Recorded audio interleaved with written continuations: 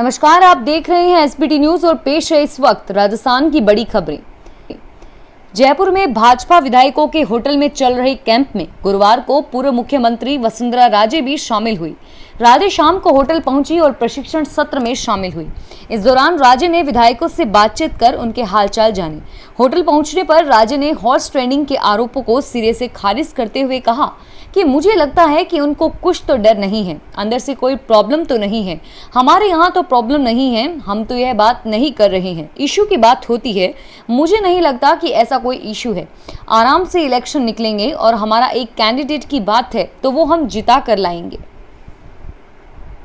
राजस्थान की 3 राज्यसभा सीटों पर आज 19 जून को मतदान होने जा रहा है। चुनाव से ठीक एक दिन पहले उपनेता प्रतिपक्ष राजेंद्र राठौड़ ने चुनाव के रिटर्निंग अधिकारी को पत्र लिखकर निर्दलीय विधायकों के कांग्रेस प्रतिनिधि को दिखाकर वोट डालने पर आपत्ति जताई है। राठौड़ ने कहा कि अगर ऐसा करने की अनुमति दी है तो इससे न केवल चुनाव प्रभावित होगा बल्कि यह दल बदल कानून के दायरे में भी आएगा। कोटा के थोक फल सब्जी मंडी में लॉकडाउन के चलते भीड़ भाड़ नहीं हो सकी और इसके लिए किसानों को लहसुन बिक्री के लिए की गई टोकन व्यवस्था सोमवार से बंद की जाएगी। मंडी समिति अध्यक्ष ओम मालव ने बताया कि टोकन व्यवस्था के चलते छोटे किसान मंडी में माल नहीं भेज पा रहे हैं। दौसा जिले के बसवा कस्बे के पास कालेड़ गांव में एक पक्ष के विरोध के कारण करीब 3 घंटे तक शव शमशान में रखा गया। प्रशासन के समझाने के बाद भी रास्ता नहीं निकला और आखिर में शव के मृतक के खेत में दफनाया गया। जानकारी के अनुसार कालेड़ निवासी रामचरण योगी की बुधवार रात को मौत हो गई थी। मृतक के घर के समीप ही अन्य के मकान के सामने मिट्टी दाह संस्कार करने लगे तो लोगों ने विरोध कर दिया। जी हां दोस्तों, खबरों का सिलसिला जारी है। यह वीडियो और लाइक और शेयर जरूर करें। पाक से आई टिड्डियां किसानों का पीछा छोड़ने के लिए तैयार नहीं है। राजस्थान सहित देश के विभिन्न भागों में इनके हमले लगातार जारी हैं। गुरुवार को टिड्डी दल ने बूंदी जिले के विभिन्न गांवों में हमला कर दिया। बड़ी संख्या में टिड्डी दल गुरुवार दोपहर जज्जावर कस्बे से पहुंच गई और खेतों में हमला बोल दिया। उत्तर भारत के राज्यों में तापमान कई दिनों से बढ़ रहा है। पारा बढ़ने के साथ उमस भरी गर्मी का दौर भी जारी है। मौसम विभाग ने बीकानेर, चूरू, जोधपुर, जैसलमेर, श्रीगंगानगर, हनुमानगढ़ जिले में भीषण लू चलने का रेड अलर्ट जारी किया है और वहीं पाली, नागौर, पिलानी, टोंक, जयपुर, सवाई माधोपुर जिलों में लू चल सकती है। इन जिलों के लिए भी मौसम विभाग ने ऑरेंज अलर्ट जारी कर दिया है। केंद्रीय जल शक्ति मंत्री गजेंद्र सिंह शेखावत के निर्देश पर की गई शिकायत पर केंद्रीय जांच एजेंसी सीबीआई ने जल जीवन मिशन और जल शक्ति अभियान के नाम पर ठगी करने वाले आरएस फाउंडेशन का भांडाफोड़ किया है।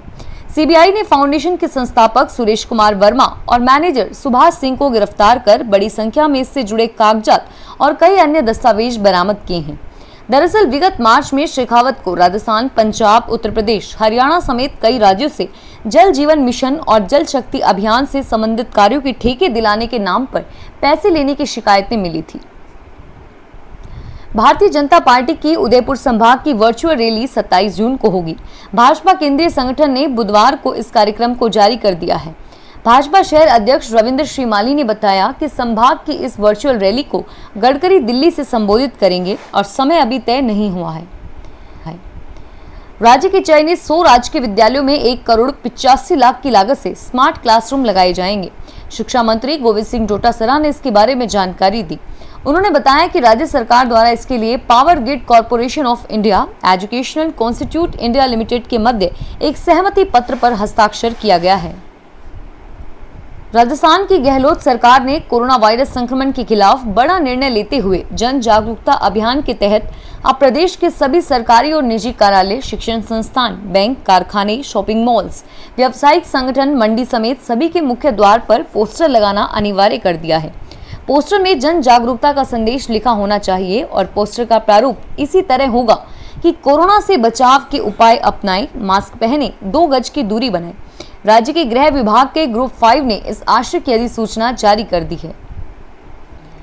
उप सेना प्रमुख लेफ्टिनेंट जनरल एसके सैनी ने बृहस्पतिवार को जयपुर सैन्य स्टेशन का दौरा किया। सेना के प्रवक्ता कर्नल सोबित घोष ने बताया कि जाट रेजिडेंट के कर्नल ऑफ रेजिडेंट के रूप में यूनिट क्वार्टर गार्ड में पहुंचने पर उप प्रमुख ने बटालियन के शहीदों को श्रद्धांजलि दी। लॉकडाउन खुलने के बाद से जयपुर इंटरनेशनल एयरपोर्ट से आहिस्ता आहिस्ता घरेलू उड़ानों का सफर भले ही शुरू हो गया हो, लेकिन यात्रियों को एयरपोर्ट पहुंचने के बाद कई समस्याओं से दो चार होना पड़ रहा है। नए नियम के मुताबिक जांच पड़ताल के नाम पर फ्लाइट की रवानगी से घंटों पहले एयरपोर्ट बुलाए जा रहे यात्रियों को बोर्डिंग के पहले के प्रोसेस में लगने वाले समय में पानी तक नहीं मुहैया हो रहा और दूसरी सुविधाएं तो दूर की बात है। प्रवासी राजस्थानियों के विदेश से जयपुर आने का सिलसिला गुरुवार को भी जारी रहा। अतिरिक्त मुख्य सचिव डॉक्टर सुबोध अग्रवाल ने बताया कि गुरुवार को 4 फ्लाइटों में 717 प्रवासी राजस्थानी जयपुर पहुंचे हैं। कुवैत से गुरुवार सुबह जल्दी आई फ्लाइट में 165 प्रवासी राजस्थानी जयपुर आए। चूरू जिला मुख्यालय पर इंद्रमणि पार्क के सामने चाइनीज सामान की होली जलाई गई। यह होली बीजेपी युवा मोर्चा के कार्यकर्ताओं ने जलाई है। इस मौके पर बीजेपी युवा मोर्चा के कार्यकर्ताओं ने चीन के खिलाफ जमकर नारेबाजी की। आइए बढ़ते हैं इस बुलेटिन की अंतिम खबर की ओर। हज यात्रा 2020 को लेकर अभी तक कोई फैसला नहीं हुआ। जून के अंतिम सप्ताह तक जहां हज यात्रा की तमाम तैयारियां पूरी हो जाया करती थी और वहीं इस साल अभी तक यह तय भी नहीं हुआ है इस साल हज यात्रा होगी या नहीं। कोरोना वायरस के कारण आए संकट ने हज यात्रियों का इंतजार लंबा कर दिया। राजस्थान में चयनित करीब 5,350 लोगों में से 500 लोगों ने कैंसिलेशन का फॉर्म भर दिया है। फिलहाल इस बुलेटिन में इतना ही और फिर हाजिर होंगे तमाम बड़ी खबरों के साथ। एसबीटी न्यूज के वीडियो देखने के लिए हमारे चैनल को सब्सक्राइब करें और नोटिफिकेशन पाने के लिए बेल आइकन पर क्लिक करें। धन्यवाद।